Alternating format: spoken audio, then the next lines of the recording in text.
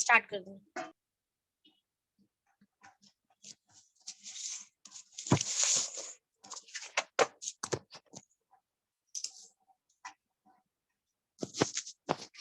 जो आज हम साइंस 1 के 13वें चैप्टर कार्बन एक महत्वपूर्ण तत्व के बारे में चर्चा करेंगे। इस चैप्टर में हम कार्बन के भौतिक गुणधर्म, कार्बन की उपस्थिति, कार्बन के गुणधर्म, केलासीय रूप, अकेलासीय रूप, इन सभी घटकों के बारे में चर्चा करेंगे। जैसे कि आप लोग पहले से जानते हैं कार्बन क्या है। कार्बन, इस बारे में आपने पहले भी सुना होगा। कार्बन और कुछ नहीं बल्कि एक तत्व है। अब यह कैसा तत्व है आप सोचेंगे। धातुओं और अधातुओं के बारे में भी हम पिछली चैप्टर में पढ़ चुके हैं, पिछली कक्षाओं में पढ़ चुके हैं। धातु के गुणधर्म क्या होते हैं? धातु चमकदार होते हैं, ठोस होते हैं, उनको आसानी से तोड़ा नहीं जा सकता, उनमें चमक होती है, उनको पीटकर उनकी चद्दर बनाई जा सकती है। मतलब आपने वर्ड सुना होगा तन्यता तथा आघात वर्ध्यता। तन्यता मतलब उन्हें खींचकर लंबा तार बनाया जा सकता है। आघात वर्ध्यता मतलब उन्हें पीटकर चद्दर बनाई जा सकती है। धातु ऊष्मा तथा विद्युत के सुचालक होते हैं। लेकिन यहाँ पर हम पढ़ रहे हैं कार्बन के विषय में। कार्बन क्या होता है? अधातु होती है। अधातु के गुणधर्म क्या होते हैं? अधातु भंगुर होते हैं। इसमें एक अपवाद है। अपवाद मतलब एक्सेप्शन। हीरा, हीरे के बारे में आपने जाना ही होगा। हीरा एकदम कठोर पदार्थ है, लेकिन बाकी सारे अधातु क्या होते हैं? भंगुर तथा मृदु होते हैं, जो आसानी से टूट जाते हैं। अधातुओं में चमक नहीं होती है, उन्हें पीटकर उनकी ना तो चद्दर बनाई जा सकती है, ना ही उनसे हम तार बना सकते हैं। तथा उनका और एक गुणधर्म होता है, वह ऊष्मा तथा विद्युत का कुचालक होता है। कुचालक का अर्थ है वो उसमें से ऊष्मा तथा विद्युत पास नहीं हो पाती है। ठीक है, लेकिन इसमें भी एक्सेप्शन होता है। एक्सेप्शन में ग्रेफाइट होगा, जिसके बारे में हम आगे चर्चा करेंगे। तो हमने क्या पढ़ा है इसके पहले तक? कार्बन एक अधातु तत्व है। उससे पहले हमें कुछ प्रश्न पूछे गए हैं। तत्व क्या है? तत्व क्या होते हैं? केवल एक प्रकार के परमाणुओं से बने पदार्थ को हम क्या कहते हैं? तत्व कहते हैं। तत्व का एग्जाम्पल ले लो, हाइड्रोजन। हाइड्रोजन के दो परमाणु मिलके H2 बनाते हैं, तो वो भी क्या होगा? एक तत्व होगा। कार्बन, सोना, चांदी, ये सारे तत्व के एग्जाम्पल है, उदाहरण है। उसी तरीके से प्रश्न पूछा गया है दूसरा कि किसी भी कार्बनिक पदार्थ का संपूर्ण ज्वलन होने पर अंततः क्या बचता है? अगर आपने कभी पतीले में दूध रखा है, या फिर आपके घर में किसी ने पतीले में दूध रखा है, गैस चालू किया है और कुछ समय बाद वो भूल जाते हैं, तो क्या होता है? तुम देखोगे तो पतीले में सिर्फ और सिर्फ काली राख की तरह बचती है, और तुम्हारा जो पतीला होता है एकदम से जल कर काला हो जाता है। वह काला हो जाता है, इसका क्या अर्थ है? किसी भी पदार्थ को ज्वलन करने पर उसमें जो शेष बचता है वह और कुछ नहीं बल्कि कार्बन होता है। तो प्रकृति में कार्बन से बने पदार्थ बहुत ही अधिक मात्रा में पाए जाते हैं। कार्बन जो है अधातु तत्व है, यह तो आप जानते ही हैं। उसके अलावा यह यौगिकों के रूप में भी पाया जाता है। अब आप पूछेंगे कि यौगिक क्या होता है? यौगिक का अर्थ है दो या दो से अधिक तत्वों को एक निश्चित अनुपात में मिलाने पर यौगिक बनता है। सबसे बेस्ट एग्जाम्पल, हम रोज पानी पीते हैं। पानी और कुछ नहीं बल्कि यौगिक का ही एक प्रकार है। इसमें हाइड्रोजन के दो परमाणु तथा ऑक्सीजन के एक परमाणु निश्चित अनुपात में मिलकर पानी का निर्माण करते हैं। पानी एक क्या है? यौगिक, जिसका केमिकल फॉर्मूला क्या है? H2O। इसी तरीके से हाइड्रोक्लोरिक अम्ल के बारे में सुना होगा, HCl।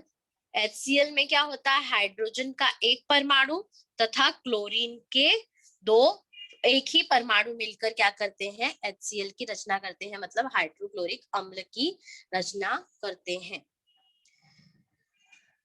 फिर बोला गया है हमारे पृष्ठ भाग पर, एक वाष्पन पात्र में थोड़ा दूध ले, वाष्पन पात्र को बंसेन बर्नर की सहायता से गर्म करें, दूध पूरी तरह औटने पर वाष्पन पात्र की पेंदी में क्या बचता है, क्या बचता है, सिर्फ और सिर्फ कार्बन बचता है।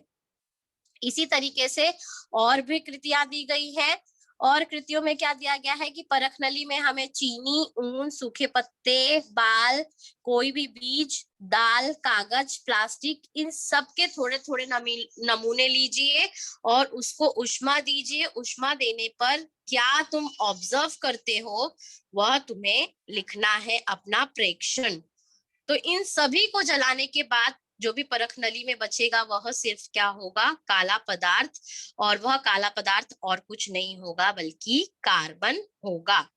कार्बन प्रकृति में बहुत ही ज्यादा मात्रा में पाया जाता है, वह स्वतंत्र अवस्था में भी पाया जाता है जिसमें सिर्फ और सिर्फ कार्बन ही होगा, या फिर यौगिकों के रूप में भी पाया जाता है। यौगिक तो मैंने अभी आपको एक्सप्लेन किया है यौगिक क्या होता है। इस तरीके से हम कार्बन की भौतिक अवस्था के बारे में जान लेते हैं। कार्बन की भौतिक अवस्था क्या है, यह हमें फिल इन द ब्लैंक्स के रूप में पूछा जा सकता है या 1 मार्क्स के क्वेश्चन के रूप में भी पूछा जा सकता है। यह हमेशा हमारे लिए इम्पोर्टेंट ही रहेगा। कार्बन का प्रतीक, मतलब कार्बन को किस अक्षर के द्वारा दर्शाया जाता है, कार्बन को C इंग्लिश के अल्फाबेट द्वारा दर्शाया जाता है। इसका परमाणु अंक क्या है, 6 है। परमाणु अंक तथा परमाणु द्रव्यमान के बारे में हमने पहले ही चर्चा कर ली है चौथे पार्ट में।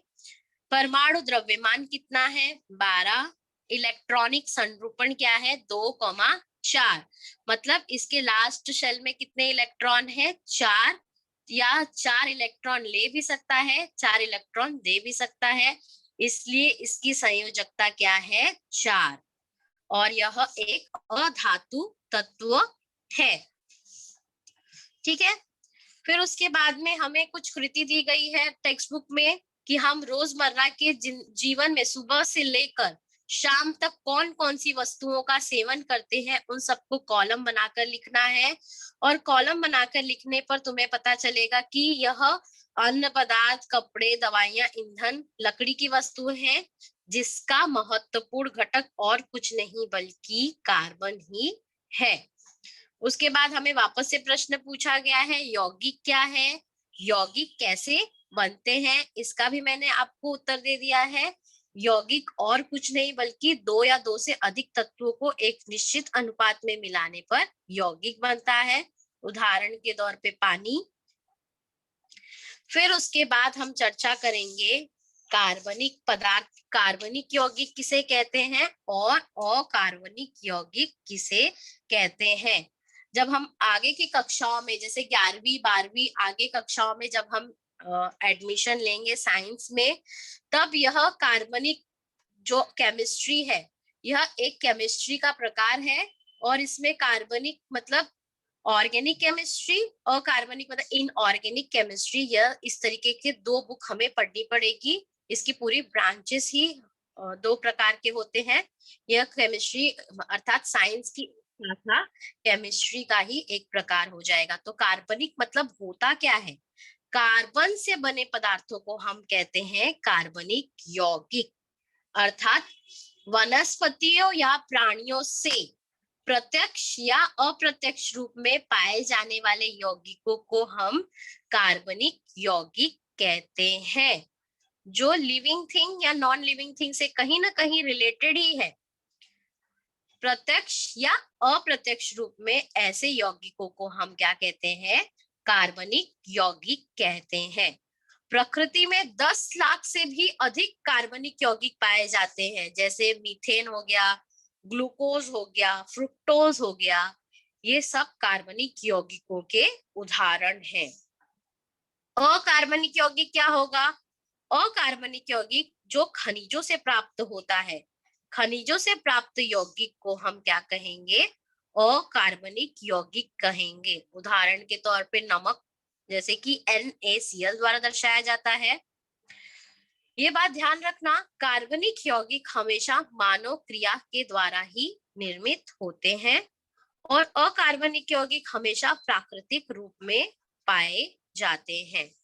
तो कार्बनिक यौगिक क्या होते हैं, हमेशा ज्यादातर मानव क्रिया द्वारा ही निर्मित होते हैं और मनुष्य के जीवन से ही रिलेटेड रहते हैं। मनुष्य ही नहीं बल्कि हर प्राणियों से, जो कि लिविंग थिंग होते हैं, उनसे रिलेटेड होते हैं। अकार्बनिक यौगिक क्या होता है, प्राकृतिक रूप से पाया जाता है।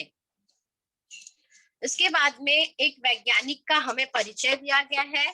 वो वैज्ञानिक का नाम है वोलर, जो कि कहाँ के थे, जर्मन के थे। जर्मन रासायनिक वैज्ञानिक वोलर ने एक बहुत ही अच्छी खोज की, जिससे विज्ञान की जो सब्जेक्ट है उसमें बहुत ही चेंजेस आए। वो चेंजेस क्या आए वो आगे जानते हैं हम। पहले वैज्ञानिकों को लगता था कि कार्बनिक यौगिक प्रकृति में ही पाए जाते हैं, उन्हें निर्मित नहीं किया जा सकता है। लेकिन जो हमारे महोदय वैज्ञानिक वोलर जी थे, उन्होंने हमें एक ऐसी खोज करके दिखाई जिससे पूरी की पूरी प्रकृति ही अचंभित रह गई, एक नया ही निर्माण हुआ है।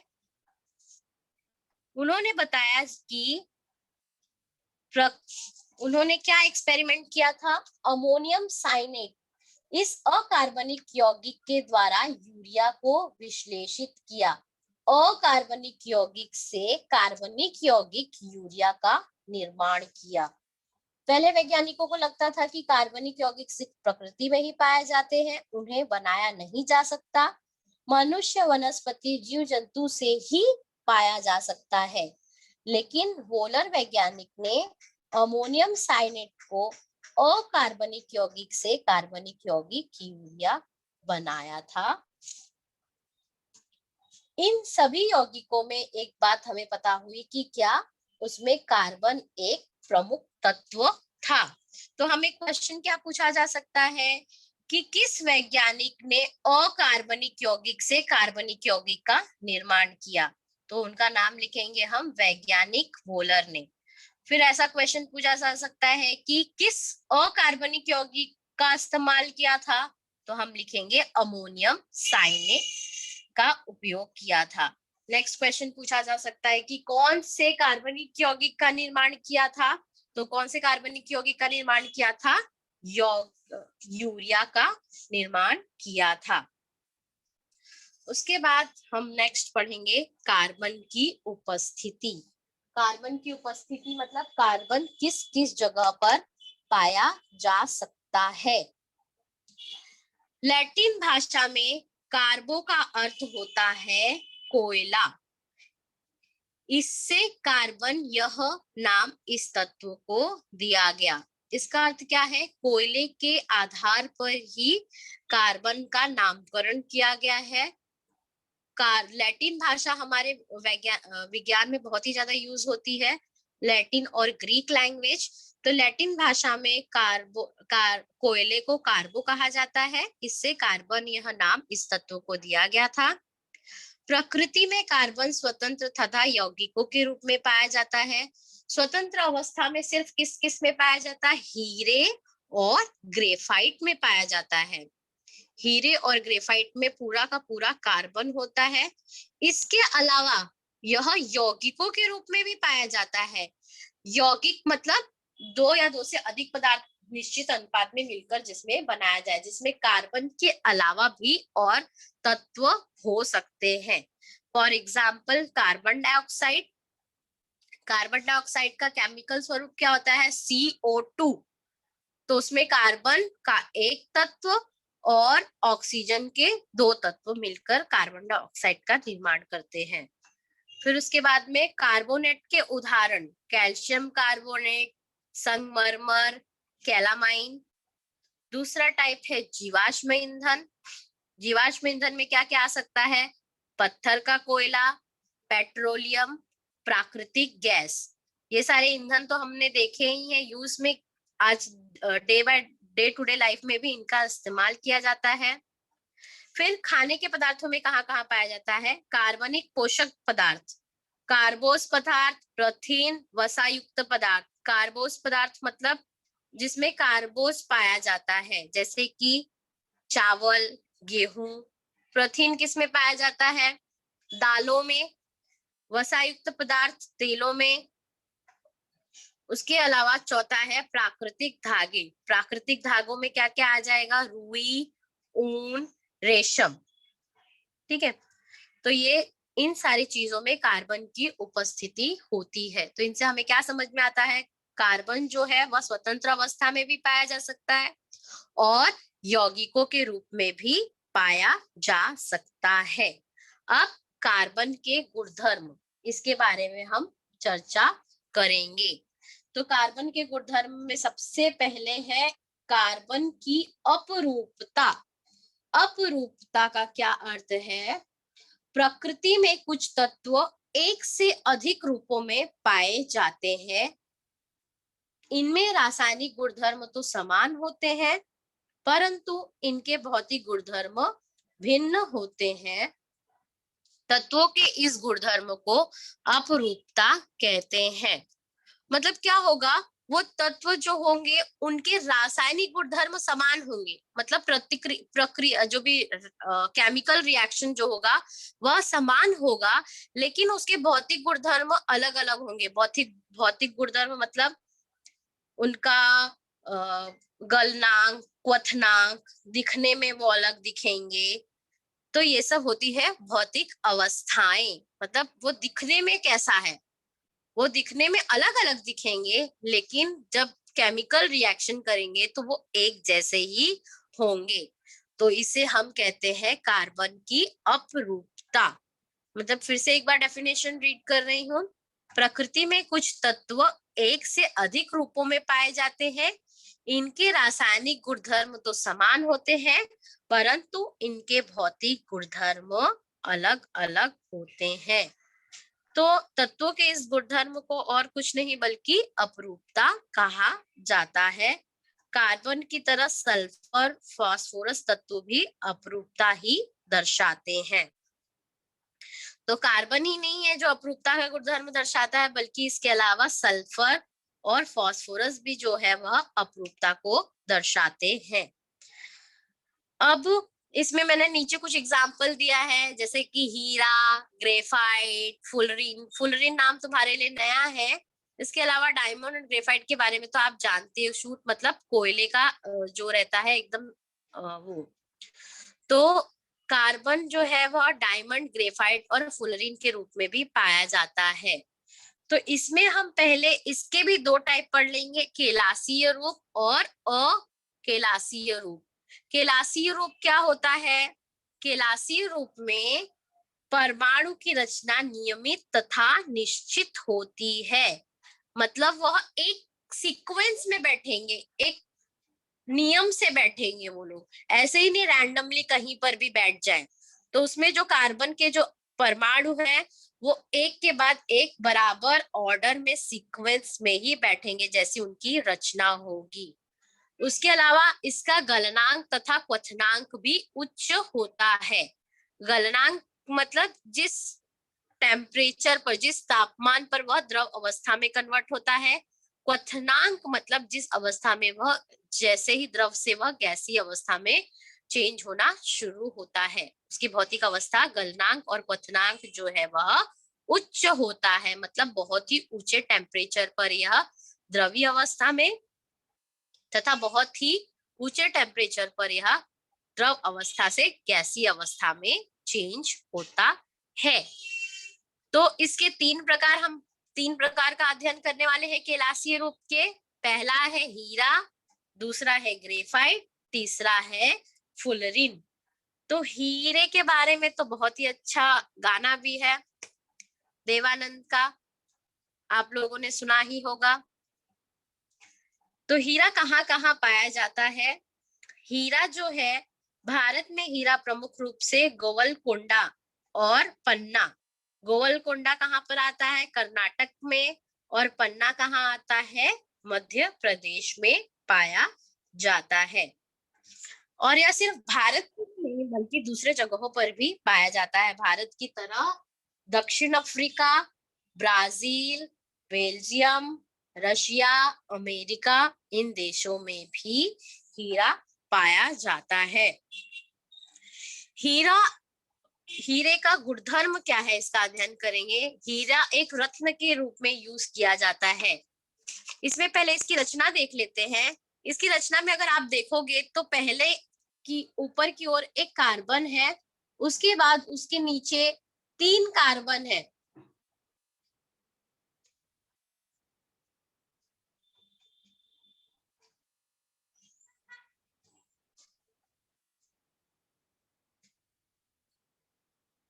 ये दिख रहा है आपको, एक कार्बन इधर, उसके बाद में उसके साथ नीचे एक कार्बन, फिर इधर एक कार्बन, इधर एक कार्बन और इधर एक कार्बन अटैच है। तो इस तरीके से क्या है, हीरा जो है उसमें जो कार्बन का प्रत्येक परमाणु सहसंयोजकीय बंध द्वारा 4 अन्य पड़ोसी कार्बन परमाणुओं से बंधा होता है। इसका क्या अर्थ है? सहसंयोजकीय बंध क्या होता है? आप लोगों ने पढ़ा होगा अष्टक का नियम। कोई भी जो परमाणु है वह अपना अष्टक पूरा करना चाहता है। अष्टक पूरा होने के बाद में वह क्या होता है, वह सेटल हो जाता है। नहीं तो वो क्या होता है, इधर उधर केमिकल रिएक्शन करते ही रहता है। तो सेटल होने के लिए यह अष्टक पूरा करना चाहता है। अष्टक पूरा करने के लिए यह क्या करता है, सहसंयोजकीय बंध बनाता है ताकि इसका अष्टक पूरा हो जाए। अब सहसंयोजकीय बंध मतलब क्या होता है, इलेक्ट्रॉन की साझेदारी। वह इलेक्ट्रॉनों के साथ क्या करता है, साझेदारी करता है और अपना अष्टक पूरा करता है। तो सहसंयोजकीय बंध के बारे में अगर कोई परिभाषा पूछेगा तो क्या कहोगे? जब 2 परमाणु आपस में इलेक्ट्रॉनों की साझेदारी करते हैं और साझेदारी करने के बाद अपना अष्टक पूरा करते हैं, तब उनके बीच के इस बंधन को सहसंयोजकीय बंध कहा जाता है। फिर से इसके बारे में बता देती हूँ, सहसंयोजकीय बंध क्या होता है? जब 2 परमाणु आपस में इलेक्ट्रॉन के साझेदारी करते हैं और इलेक्ट्रॉनों की साझेदारी करने के बाद क्या होता है, वह अपना अष्टक पूरा करते हैं, तब उनके बीच के इस बंधन को हम क्या कहते हैं, सहसंयोजकीय बंध कहते हैं। तो इस तरीके से यह अपना अष्टक पूरा करने के लिए 4 अन्य पड़ोसी कार्बनों के द्वारा क्या करता है, सहसंयोजकीय बंध के द्वारा अपना अष्टक पूरा करता है। इसलिए यह कठोर होता है। कठोर मतलब एकदम ही कड़ा होता है। चतुष्फलक की त्रिमितीय रचना दर्शाता है। इसकी 4 फलक होते हैं और कैसा दिखता है, त्रिकोणा दिखता है। तो चतुष्फलक की त्रिमितीय रचना दर्शाता है। इसके गुणधर्म क्या है?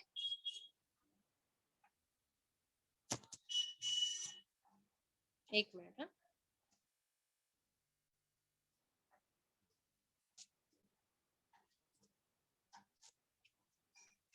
इसके गुणधर्म क्या है?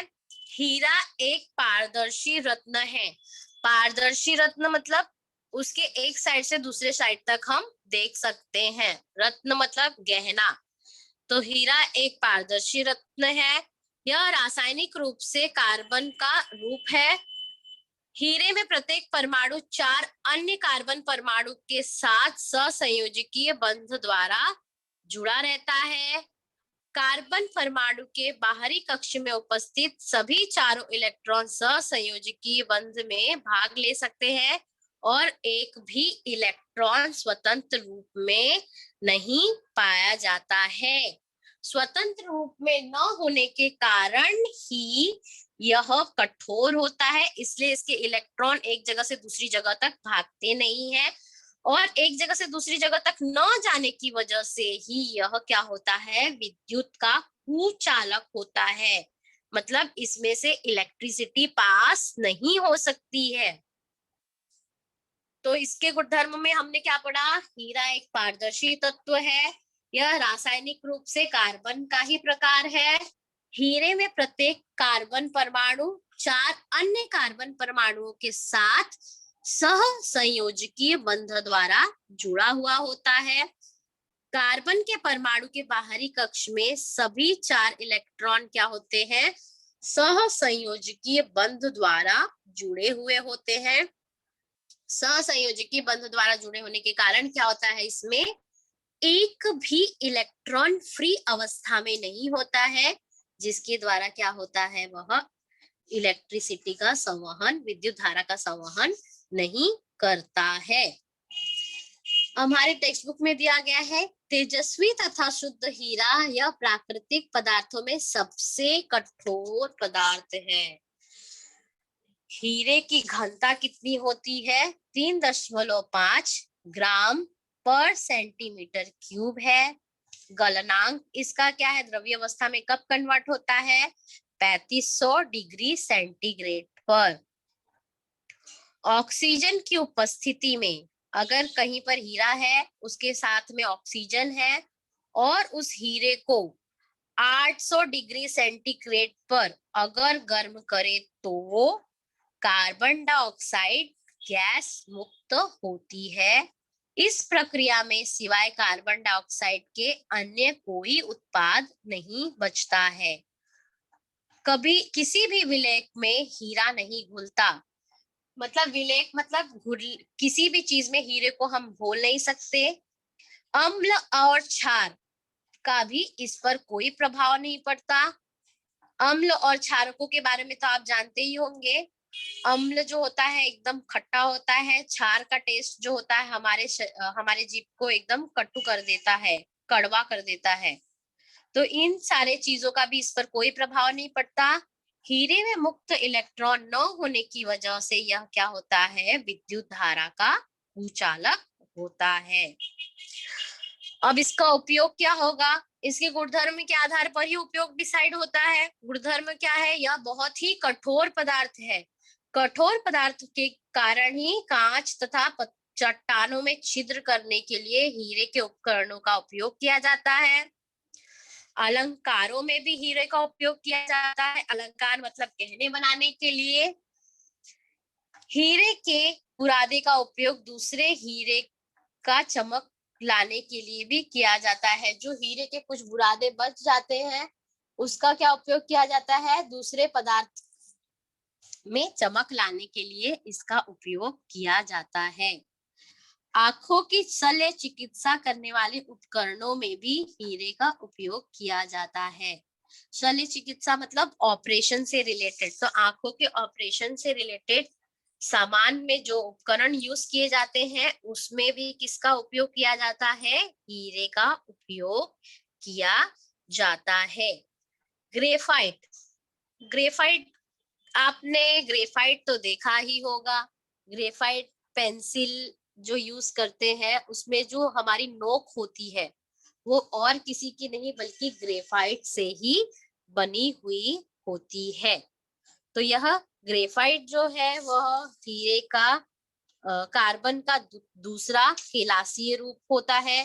केलासीय रूप मतलब इसका क्वथनांक और द्रव्यनांक वापस से ज्यादा ही होगा, उच्च होगा, और इसकी भी जो रचना होगी ग्रेफाइट की, वह भी एकदम अच्छे से वेल अरेंज्ड होगी। वेल अरेंज्ड मतलब एकदम अच्छे से परमाणु नियमित तथा निश्चित रूप से अरेंज हुए होंगे। तो इसमें आप लेफ्ट साइड का डायग्राम देखिए। लेफ्ट साइड के डायग्राम में इसमें 6 कार्बन दिख रहे हैं, उसके 6 की परत बनी हुई है जो एक दूसरे से अटैच हुए हैं।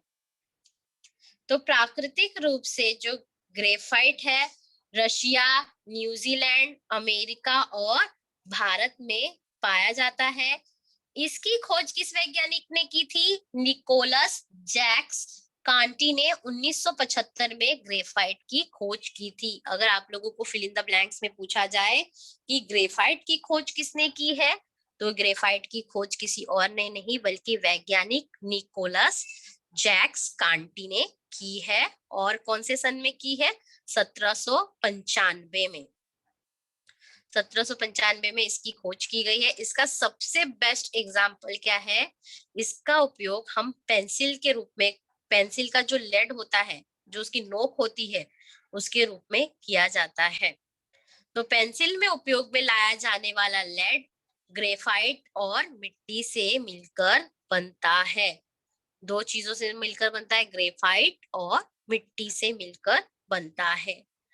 तो इसकी फिजिकल अवस्था क्या होती है, गुणधर्म क्या होते हैं? ग्रेफाइट काला, मृदु तथा चिकना होता है। काला, मृदु, भंगूर तथा चिकना होता है।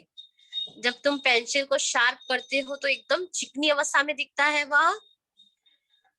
उसके बाद में दूसरा है, ग्रेफाइट में मुक्त इलेक्ट्रॉन पूर्ण आंतरिक सतह में घूमते हैं, अतः यह विद्युत का सुचालक है।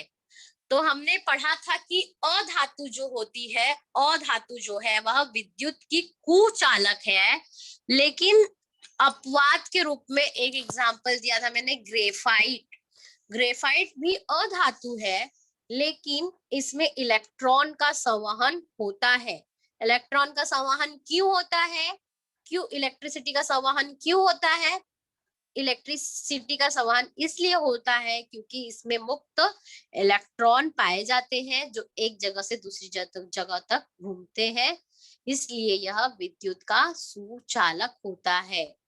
ग्रेफाइट जो होता है वह अधिकांश विलयकों में नहीं घुलता है। विलयक मतलब क्या होता है? जैसे पानी हो गया, बेंजीन हो गया, अल्कोहल हो गया, ये सब विलयक होता है जो विलयकों को अपने अंदर घोलता है। अब इसकी रचना किस प्रकार से होती है? ग्रेफाइट में प्रत्येक कार्बन परमाणु अन्य 3 कार्बन परमाणुओं से इस प्रकार जुड़ा होता है कि उसकी षटकोणीय समतल रचना बनती है। षटकोणीय मतलब षटकोण, जिसमें 6 कोण होते हैं, ऐसी आकृति को हम क्या कहते हैं? षटकोणीय रचना कहते हैं। तो ग्रेफाइट में प्रत्येक कार्बन परमाणु अन्य 3 कार्बन परमाणु से इस प्रकार जुड़ा हुआ होता है कि उसकी षटकोणीय रचना बनती है।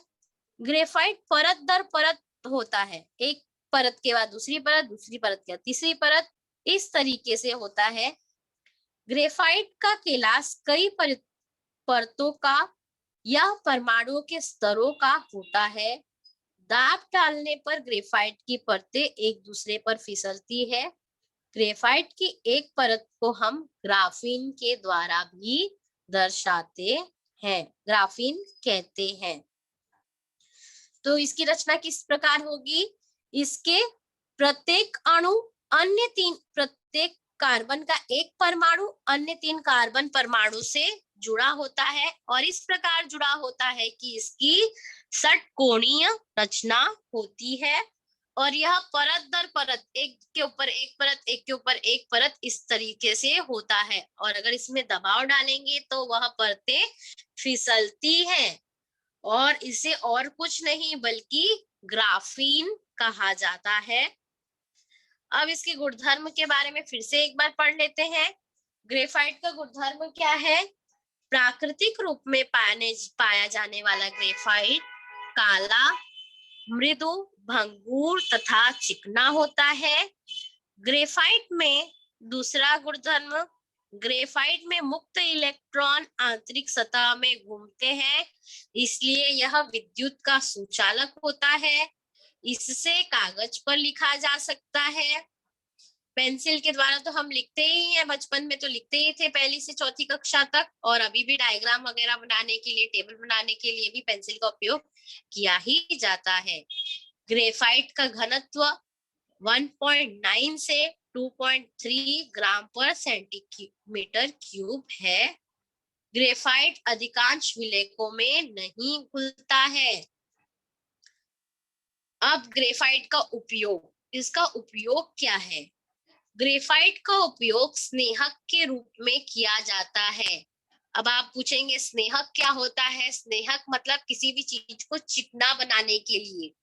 तो ग्रेफाइट का उपयोग स्नेहक के रूप में, जिसे इंग्लिश में लुब्रिकेंट भी कहा जाता है, तो किसी सतह को चिकना बनाने के लिए ग्रेफाइट का उपयोग करते हैं।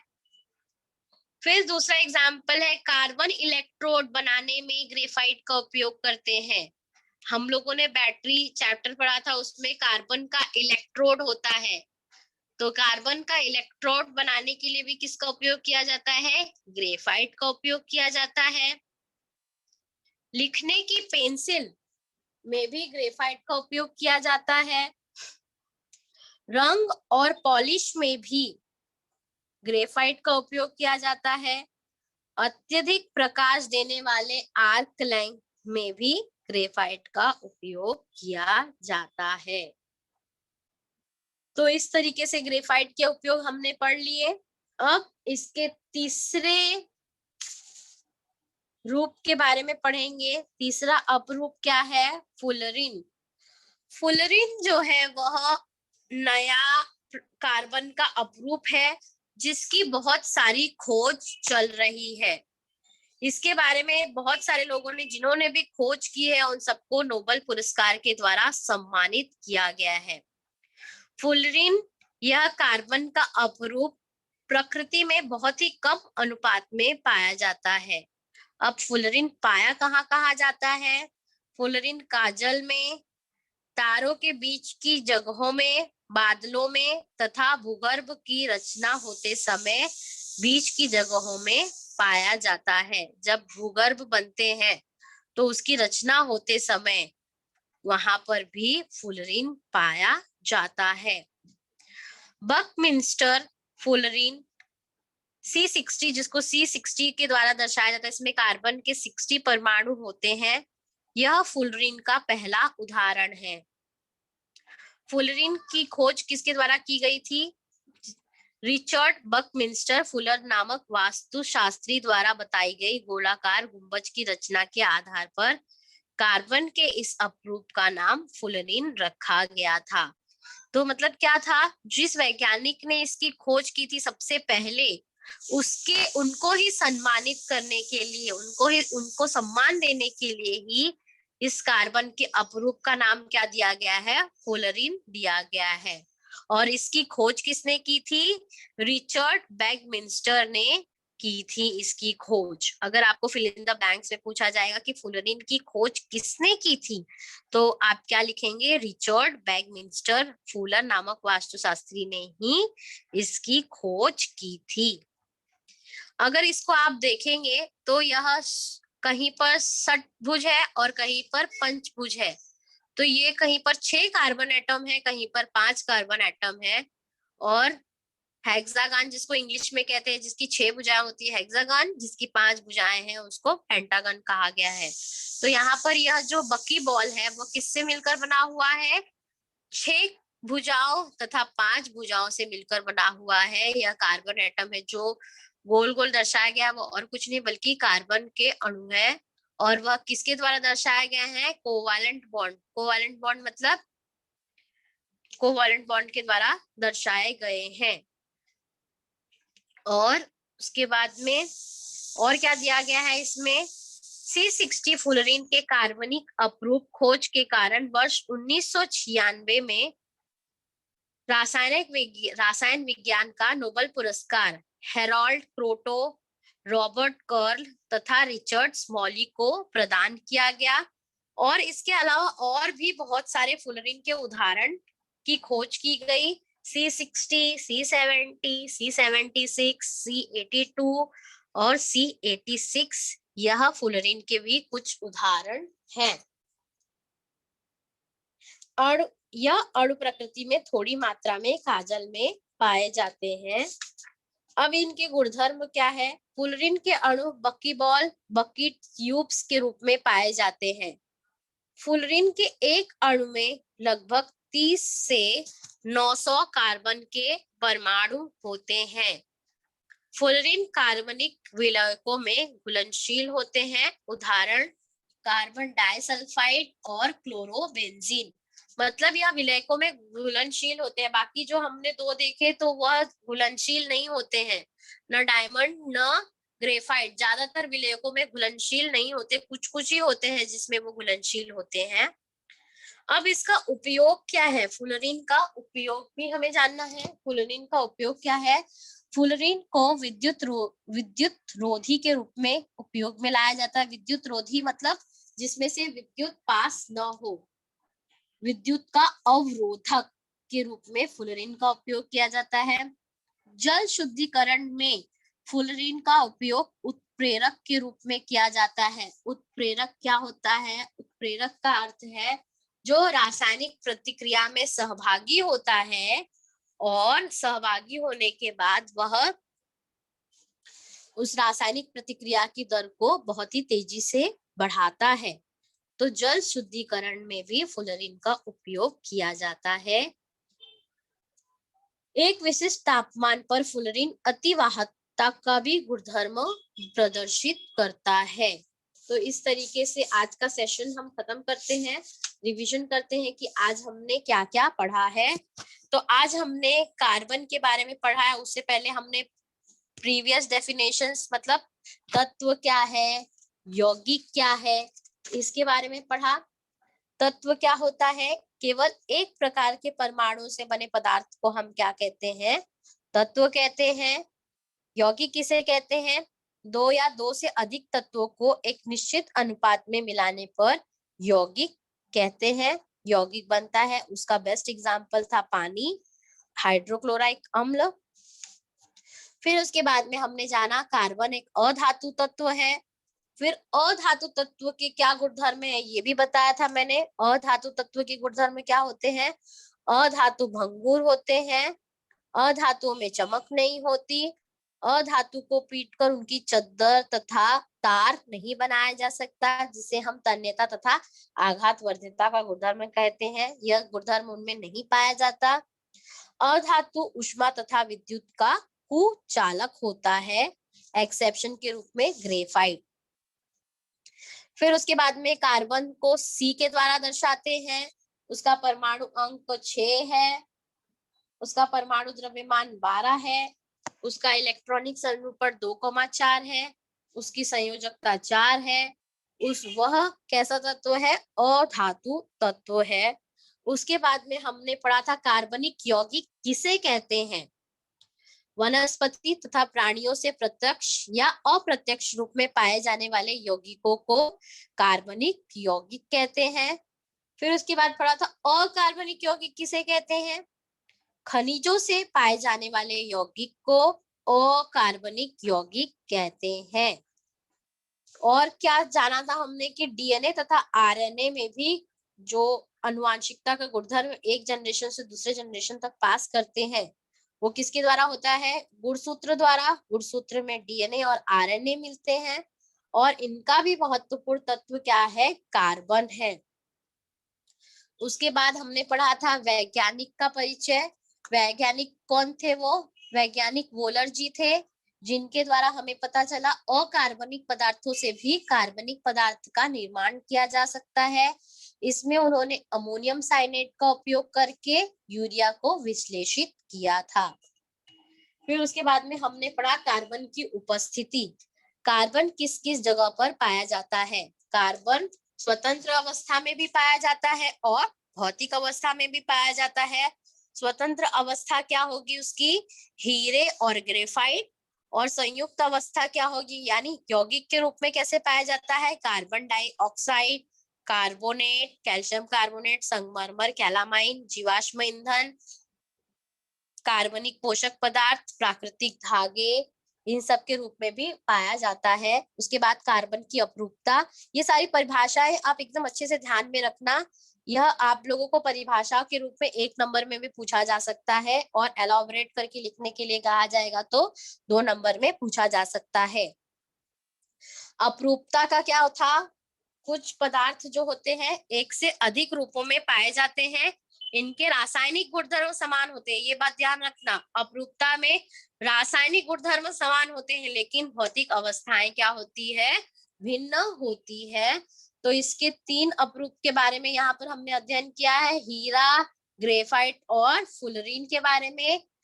उसके बाद में इससे पहले हमने इसका दो केलासीय और अकेलासीय रूप होता है। केलासीय रूप क्या होता है? जिसमें क्वथनांक द्वरनांक उच्च होता है और यह जो होता है इसमें परमाणु जो होते हैं नियमित और निश्चित रूप से एक सीक्वेंस में अरेंज हुए होते हैं। जैसे कि हीरे में क्या है? हीरे में एक कार्बन जो है अन्य 4 कार्बनों से सहसंयोजकीय बंधों द्वारा जुड़ा हुआ है। यह विद्युत का कुचालक होता है। यह और क्या है? यह पारदर्शी रत्न है। इसका घनत्व 3.5 ग्राम पर सेंटीमीटर क्यूब है। गलनांक 3500 डिग्री सेल्सियस है। इसके बहुत सारे उपयोग हैं, ये भी हमने देखा। फिर उसके बाद में हमने पढ़ा ग्रेफाइट। ग्रेफाइट कैसा होता है? इसका मेन उदाहरण हमारे पास जो है पेंसिल की लीड।